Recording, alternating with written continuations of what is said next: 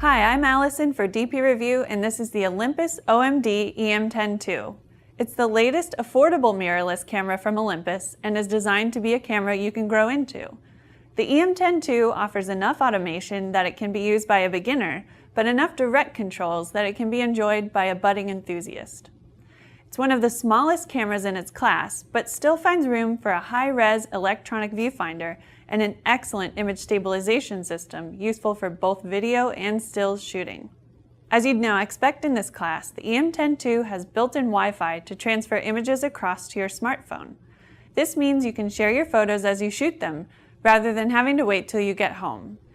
The camera is compatible with a wide range of micro Four Thirds lenses, which includes some useful lenses at relatively affordable prices. To learn more about the Olympus OMD EM10 II, visit dpreview.com.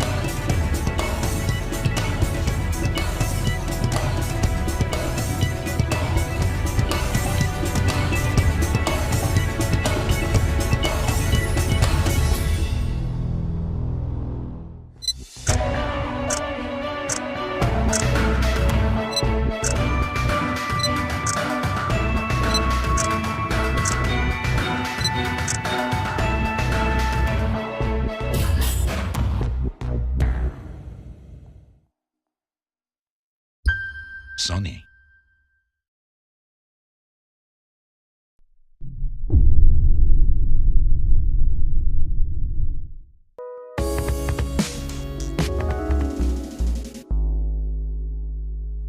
Hello, I'm Dan Bracaglia for DP Review, and this is the Sony A6000 mirrorless camera. The Sony A6000 is the successor to the very popular Sony Alpha NEX6. It sits just above the Sony A5100 in the company's mirrorless lineup. In fact, the A6000 and A5100 are extremely similar, the biggest difference being the A6000's electric viewfinder and more extensive external controls missing from the cheaper A5100. The A6000 offers a 24.3 megapixel APS-C CMOS sensor and Sony's Bions X image processor.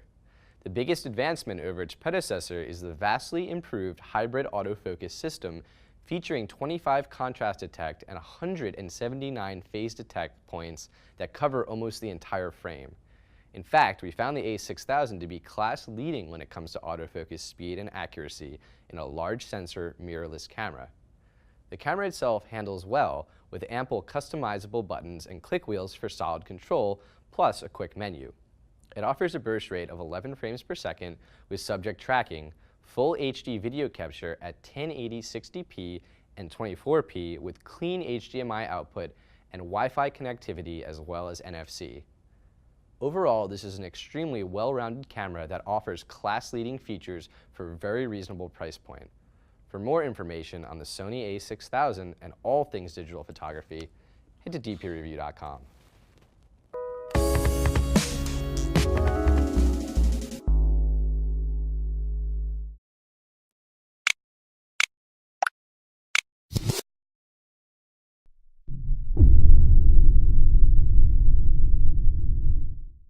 The Sony Alpha 68A mount camera gives you unbeatable focusing power and intelligent image processing, so you can capture every moment with the clarity and quality that it deserves.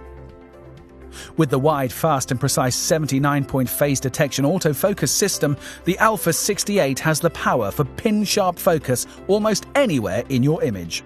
Tracking fast-moving activities like sports or wildlife is a breeze, as the autofocus system locks the subject into focus instantly. It also maintains a clear focus during continuous shooting at 8 frames per second, and even while you're recording video. It's all thanks to 4D focus, a new technology that tracks your subject's movements and maintains precise clarity no matter what.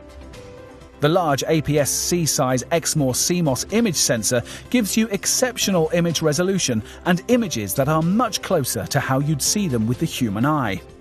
With over 24 megapixels, it has the power to capture every little detail in your shot, from subtle shadows to complex patterns. State-of-the-art image processing takes your photo one step further. Plus, the Bion's X processing engine works its magic on the picture, bringing out the very best in every photo, whether it's a family portrait or a nighttime city scene. The Alpha 68 may be powerful, but it's also beautifully easy to use.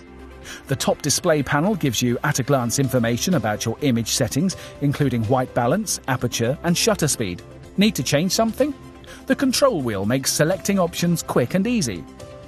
The dimmable LCD screen tilts up and down so you can shoot with the camera over your head or on the ground and still get a great preview of your shot.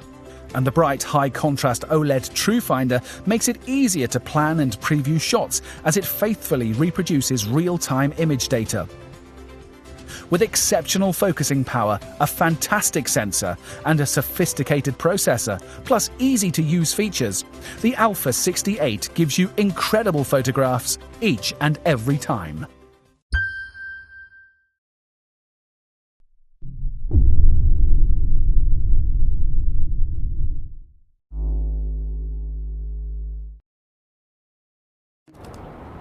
Hi, I'm Sam from DP Review, and this is the new Panasonic GX85.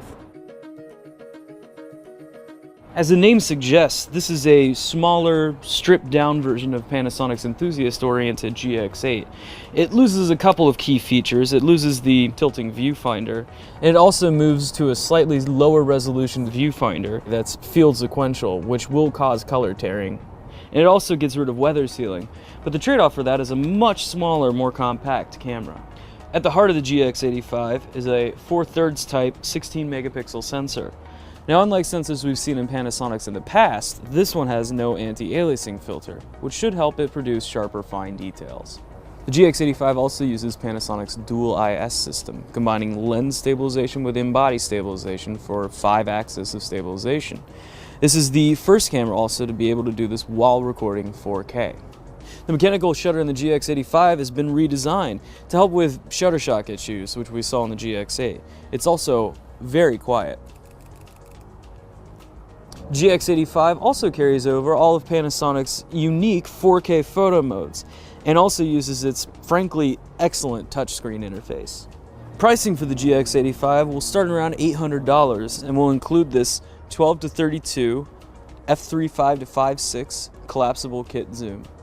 I'm Sam Spencer, thanks for watching, and for all things digital photography, head to dpreview.com.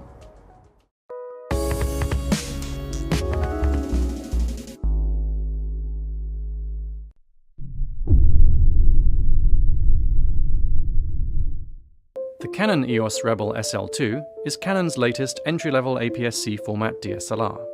Featuring a 24 megapixel sensor, the SL2 can compete with several of its more expensive rivals in terms of image quality, but beats them when it comes to size and weight. Designed to be as small and light as possible, the SL2 doesn't compromise on ergonomics. A large, fully articulating rear touchscreen makes live view and movie shooting fun and easy, while a range of fully automatic and manual exposure modes are available to suit both beginner and aspiring photographers alike. The SL2 offers a fairly basic 9-point AF system in conventional viewfinder mode, but its dual pixel autofocus in live view and video is much more versatile, making it a very capable camera for tripod-mounted photography and casual video shooting. A maximum shooting rate of 5 frames per second is useful for capturing fast-moving action. Built-in Wi-Fi with NFC and Bluetooth is available for remote control and image transfer to a smart device.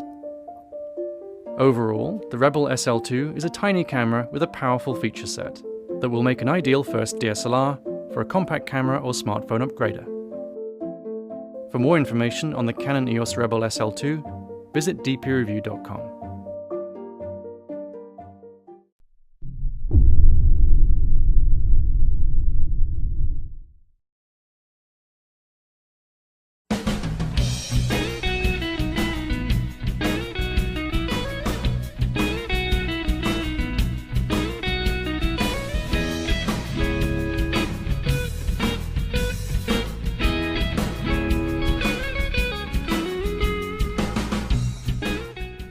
Hello, I'm Lindsay Silverman. And I'm Christina Kurdsky. We're here with a first look of the Nikon D5300.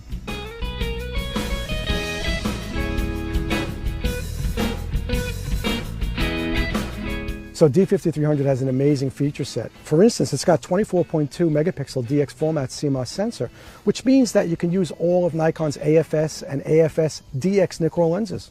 It also is Nikon's first DSLR with built-in Wi-Fi and GPS, making it really easy to share your pictures on the go. Well, if you like to shoot sports in action, D5300 can shoot up to 5 frames per second. If you're new to DSLR, you can put it in the scene modes and the camera will make all the settings for you. Also, speaking of easy to use, there's a fun effects mode, which means you can apply special effects whether you're shooting stills or video in real time as you're shooting the picture. Don't forget, it also has one of my favorite features, how the screen comes out and you can swivel it around.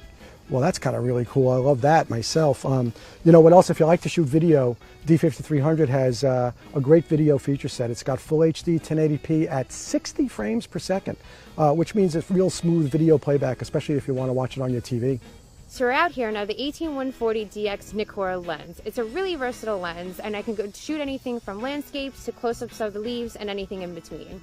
For those advanced shooters, D5300 has built-in HDR and auto bracketing. There's even a built-in flash, so you've always got the light with you wherever you go.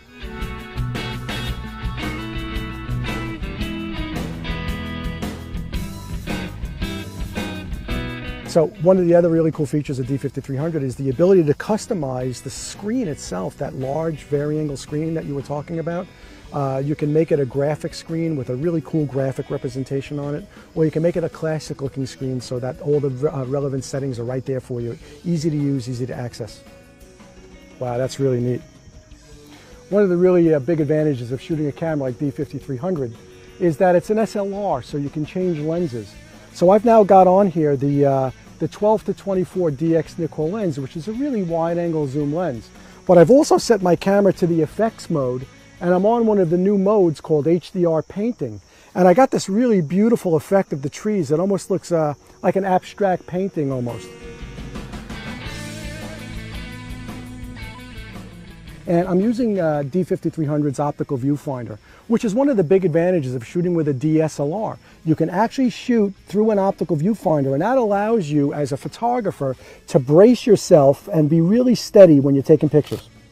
I can also see inside the camera, right on the focusing screen, are focusing points, any number of 1 to 39 focusing points that I can select in the camera and shoot the pictures. So it makes it easy to compose pictures that are either centered or off-center.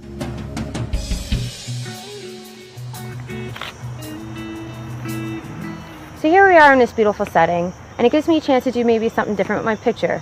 It's very easy. All I have to do is just press the info button and go through some of the different settings. And for example, I want to change my white balance. So just go in, and for this scene I choose to do cloudy. And then I just go back and just take the picture. So I'm doing a portrait of Christina, and it's really, really nice. Nice smile. That's really pretty.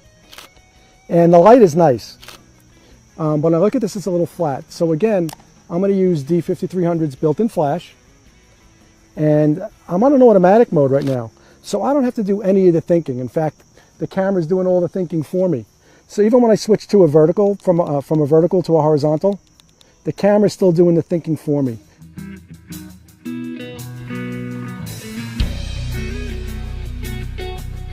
So I hope you've enjoyed this first look of the D5300.